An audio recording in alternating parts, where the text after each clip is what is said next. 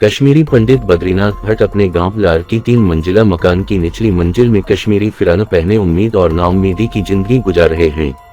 लार श्रीनगर से करीब 30 किलोमीटर दूर एक गांव है। 18 साल के बद्रीनाथ भट्ट की बैठक में कई हिंदू धार्मिक किताबें, हिंदी में पवित्र कुरान और भगवान शिव की एक तस्वीर साथ रखी थी। बद्रीनाथ उन कश्मीरी पंडितों में से हैं जिन्होंने कुछ अन्य कश्मीरी पंडितों की तरह ही कश्मीर से कभी पलायन नहीं किया। बद्रीनाथ भट्ट BBC हिंदी से कहते हैं, अपनी जन्मभूमि को कभी नहीं छोड़ना चाहिए। मेरे दिल ने कभी इस बात का साथ नहीं दिया कि मैं कश्मीर से पलायन करूं। वे कहते हैं, दूसरी बात ये कि बहुसंख्यक समुदाय का हमारे साथ रवैया बहुत अच्छा रहा है। हमारे शास्त्रों में भी लिखा है कि अपनी जन्मभूमि से दूर नहीं जाना चाहिए। ये 2 मुख्य कारण थे कि हमने कश्मीर नहीं छोड़ा। बद्रीनाथ के लार गांव में इस समय कुल 6 कश्मीरी पंडित रहते हैं जो एक दूसरे के रिश्तेदार और पड़ोसी हैं।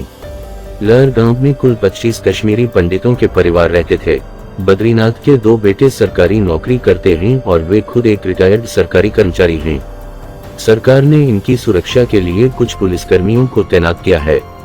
मकान के बाहर रात को नुकीली तारें बिछाई जाती हैं। यहाँ आसपास 6 कश्मीरी पंडितों के मकान हैं जिसके इर्द गिर्द केवल मुसलमानों की आबादी है। 1998 में गांदरबल के वंडाहमा कस्बे में 23 कश्मीरी पंडितों की हत्या की गई थी। इन हत्याओं के लिए चरमपंथी संगठन लश्कर-ए-तैयबा को जिम्मेदार ठहराया गया था। 1989 में कश्मीर में चरमपंथ शुरू होने के बाद कई कश्मीरी पंडितों की चरमपंथियों ने हत्या की, जिसके बाद कश्मीर से पंडितों का पलायन शुरू हुआ था। कश्मीरी पंडित संघर्ष समिति KPSSA के मुताबिक कश्मीर में ऐसे 800 कश्मीरी पंडित परिवार हैं जो कश्मीर छोड़कर नहीं गए। बद्रीनाथ की पत्नी ललिता भट्ट ने कहा, हम यहाँ अपने मुसलमान पड़ोसियों के साथ बड़े प्रेम से रहते हैं। उनकी 3 बेटियां मेरे पास आती हैं और मैं उनके घर जाती हूँ। मैं हमेशा ये कहती हूँ कि पहले पड़ोसी हैं, फिर रिश्तेदार। वे बताती हैं, हाल ही में हमारा त्योहार था। कई पड़ोसी हमारे घर आए। वो चाय पीकर गए, अखरोट लेकर गए। हम पड़ोसी आपस में एक दूसरे के साथ सालन शेयर करते हैं। किसी की शादी हो, कोई मर जाए या किसी का जन्म हो, हम उस समय एक दूसरे के घर आते जाते हैं। बीते 1.5 सालों के दरमियान कश्मीर में कश्मीरी पंडितों को एक बार निशाना बनाने के मामले सामने आए हैं। हाल के दिनों में दक्षिण कश्मीर में एक कश्मीरी पंडित संजय शर्मा की हत्या की गई। संजय शर्मा उन कश्मीरी पंडितों में थे जिन्होंने कश्मीर से पलायन नहीं किया था। इन हत्याओं के बाद कश्मीर से अब तक पलायन नहीं किए पंडित परिवार भी खौफ में आ गए। बद्रीनाथ बताते हैं, ये जो कश्मीरी पंडितों की हत्या हो रही है, ऐसे हालात में अंदर एक खौफ तो है। सोचते हैं कि पता नहीं कौन आएगा, क्या होगा, किसको कब मरना है, कौन मार डालेगा। लेकिन अब तक कुछ सोचा नहीं है कि अपना गांव छोड़कर जाएं या नहीं। अभी तो हम बैठे हैं, देखते हैं कि भगवान को क्या मंजूर है। ये पूछने पर कि आपको डर किससे लगता है, बद्रीनाथ कहते हैं, यहाँ के मुसलमान खुद डर में हैं।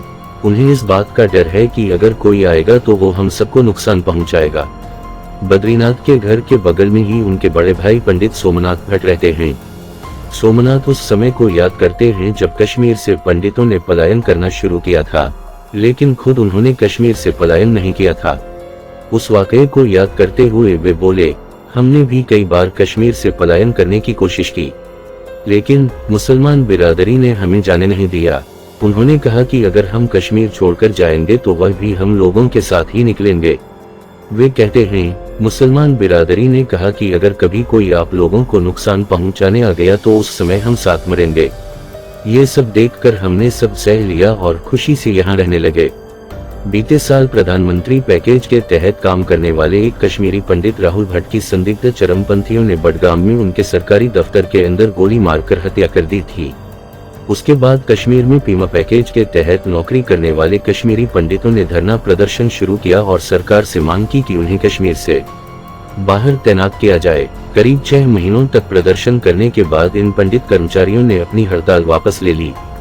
पीमा पैकेज के तहत काम करने वाले कश्मीरी पंडितों की संख्या 4000 से अधिक है और इन्हें कई जिलों में ट्रांजिट कैंप में रखा गया है। शादी और धार्मिक रस्मों को पूरा करना बद्रीनाथ जैसे पंडितों के लिए आसान काम नहीं है। बद्रीनाथ कहते हैं कि मुसलमानों के प्यार और अपनी मजहबी आजादी के बावजूद कुछ कमियों को वे महसूस करते हैं। वे कहते हैं, कोई मरता है तो अंतिम संस्कार करने के लिए बंदे को जम्मू के बड़ा रवाह से लाना पड़ता है। शादी के लिए लड़का या लड़की को तलाश करना बहुत मुश्किल काम होता है। लड़का मिलता है तो लड़की नहीं मिलती है, लड़की मिलती है तो लड़का नहीं मिलता है। लड़का या लड़की तलाश करने के लिए जम्मू जाना पड़ता है। इस तरह की मुश्किलें तो पेश आती ही हैं। साथ ही सोमनाथ कहते हैं कि जब हमारा कोई मरता है तो हमारे पड़ोसी मुसलमान खुद सब काम हाथ में लेकर उसे अंजाम देते हैं।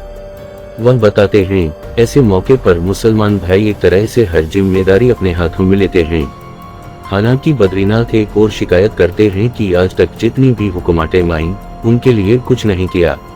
वहीं दूसरी ओर यह भी बताते हैं कि उनके जिले के एक पूर्व विधायक ने बीते 4 सालों में उनके कई काम किए।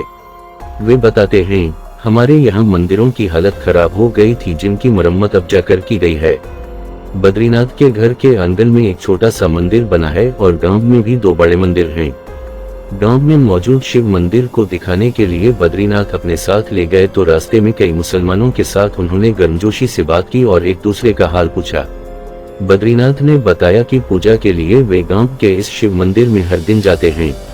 शिव मंदिर के बाहर बद्रीनाथ की मुलाकात एक स्थानीय मुसलमान अब्दुल अजीज से हुई। अजीज ने बातचीत में बताया कि वे बद्रीनाथ को बीते 30 सालों से जानते हैं। उनका कहना था, बीते 30 सालों से इन पंडितों के साथ मेरे संबंध रहे हैं। इन पंडितों ने हमेशा मुझे राहत दी है। कभी भी इनसे कुछ कहता हूं तो ये मेरी बात को समझते हैं और मानते हैं। हम एक दूसरे के घर आते जाते हैं। मेरी कोई मुश्किल होती है तो इनको बताता हूँ। मुसलमान पर उतना भरोसा नहीं है जितना इन पर है। इनका कोई भी काम होता है तो ये मुझे बताते हैं। ये पूछने पर कि अनुच्छेद 370 के हटाने के बाद बीते 3 सालों में उनके लिए क्या बदला है, सोमनाथ कहते हैं कि उनके लिए कुछ भी नहीं बदला है। वे पूछते हैं कि अगर कुछ बदला होता तो फिर चरमपंथ खत्म क्यों नहीं हुआ। उनका ये भी कहना था, ये तो सियासी मसला है और ये सियासतदान ही जानते हैं। हमारे लिए तो कुछ भी नहीं बदला है, हम जैसे थे वैसे ही हैं। सोमनाथ पेशे से एक किसान हैं और गांव में अपनी खेती करते हैं। बद्रीनाथ ट्रांजिट कैंप जैसे सुझाव से संतुष्ट नजर नहीं आते। वे कहते हैं, ये मेरे निजी विचार हैं। मैं एक किसान हूँ और कश्मीरी पंडित हूँ। मेरे पास जमीन और बाग हैं। इस जमीन पर हम साल भर खेती करते हैं। मैं अगर श्रीनगर रहने चला गया तो वहाँ क्या खाऊंगा। ऐसे लोग जा सकते हैं जिनके पास जमीन नहीं है।